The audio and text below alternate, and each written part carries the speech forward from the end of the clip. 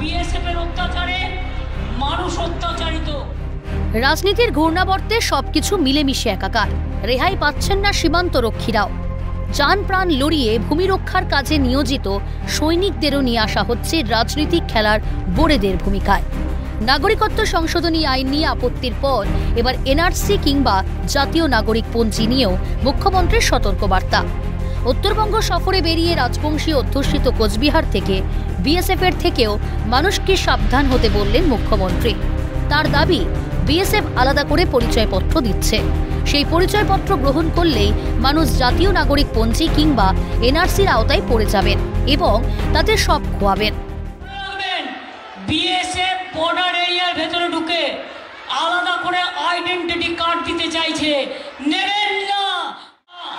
ওই কার্ড যদি নেন এনআরসিতে পড়ে যাবেন, আপনাদের সব বাদ দিয়ে দেবে। বিপদে পড়লে আমি আছি, বাঘের বাচ্চার মতো আছি। রাজবংশী বন্ধুরা, আপনারা তো ইতিমধ্যেই নাগরিক। নতুন করে কে একা করে চিৎকার করছে এটা ফ্যা ভোটের রাজনীতি করবার জন্য। সে রেশন পায় তো নাগরিক না হলে থোড়াই পেত, নাগরিক না হলে তারা ভোট দিতে পারত। সিএ নিয়ে ভোট ব্যাংক রাজনীতির পর এবার কি তাহলে নজরে জাতীয় নাগরিক পঞ্জি? এনআরসি নিয়ে খোদ মুখ্যমন্ত্রীর সতর্কবার্তা কেন? এখানেও প্রশ্ন, কি সেই ভোট ব্যাংকেরই? অবৈধ নাগরিকরাও কি ভোটের খুঁটি হিসেবেই ব্যবহৃত?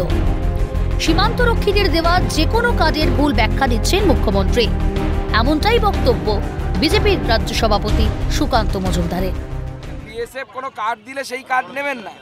যারা সীমান্তের ওপারে কাজ করে, জমি চাষ করতে যায়, অনেকেরই জমি কাটাতারের ওপারে আছে, তাদেরকে একটা কার্ড দেওয়া হয়। সেই কার্ডকেও মুখ্যমন্ত্রী বলছে এটা এনআরসি হয়ে যাবে। পাগল হয়ে গেছে না কি হয়েছে মুখ্যমন্ত্রী, আমরা সেটা বুঝতে পারি। প্রতিযোগিতা মানুষকে আরো এগোতে সাহায্য করে, কিন্তু এ রাজ্যে বিরোধিতা মানেই ঘোর অপরাধ। তৃণমূল দল করলেই গায়ে কাটা। বিজেপিকে নিশানা করে আদতে রাজ্য জোড়া দুর্নীতি তদন্তে কেন্দ্রীয় গোয়েন্দাদের তৎপরতাকেই কটাক্ষ ছুড়লেন মুখ্যমন্ত্রী। বিজেপি করলে সাদা আর তৃণমূল করলে কাদা। বিজেপি করলে চোরগুলোকে ঢুকিয়ে দিচ্ছে ওয়াশিং মেশিনে, আর ওয়াশিং মেশিন থেকে সাদা হয়ে বেরিয়ে আসছে। এই হচ্ছে এদের অবস্থা। লোকসভার প্রাক মুহূর্তে রাজনীতির জল আরো ঘোলা হচ্ছে, তবে সেই ঘোলা জলে আমজনতার দম বন্ধ হবে না তো। রাজনীতির রথে কোন দিকে গড়াবে সাধারণ মানুষের জীবনের চাকা, বলবে সময়। ক্যালকাটা নিউজ।